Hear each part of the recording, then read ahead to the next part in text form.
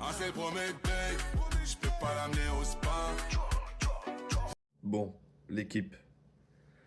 Par où commencer? Tout d'abord, Marine Le Pen a affirmé son soutien le 17 avril 2022. À ce moment-là, Marine Le Pen affirme son soutien auprès des femmes et auprès de leurs droits. En mars 2024, le RN affirme encore son soutien en votant la Constitution, l'inscription au droit de l'avortement. Donc cela montre encore une fois que le RN est aussi pour le droit des femmes. Troisièmement, le RN propose des mesures pour lutter contre l'insécurité auprès des hommes et des femmes.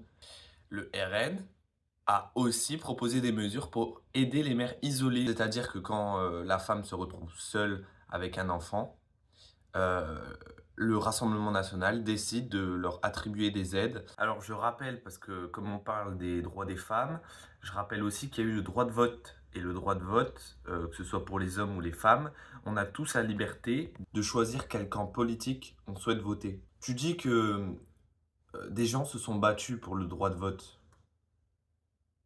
Bah justement, en fait, ils se sont battus pour le droit de vote. C'est pas pour que toi, inconnu au bataillon, tu imposes tes idées auprès des femmes. Je rappelle que la diversité d'opinion existe auprès des femmes aussi. C'est important de le dire. Une femme, c'est comme un homme. Elle a le droit de réfléchir à quel parti elle souhaite voter.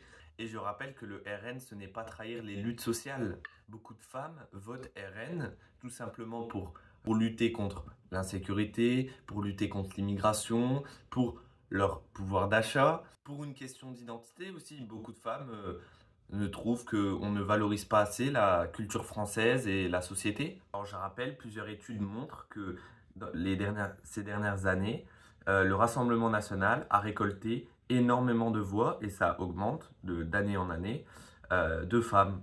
Donc ce n'est pas un bug social, c'est juste un vote lucide en fait. Et j'ai un petit dernier argument. Quand effectivement on montre un TikTok comme ça sans argument, seulement avec une phrase voulant dire tout et rien, en fait c'est juste du chantage à la honte en fait. Quand tu n'as plus d'arguments, tu dis vous n'avez pas honte et ça passe. Bon, pour conclure, on s'est tous battus pour avoir le droit de vote. C'est pas pour que des gens sur TikTok s'approprient le droit de désigner une certaine honte à voter pour un parti. Je pense que tout le monde a le droit de voter. Tout le monde, que ce soit la France insoumise, que ce soit le parti centriste ou que ce soit le parti Reconquête ou Rassemblement national, tout le monde a le droit de voter. Maintenant, il faut que tout le monde sache que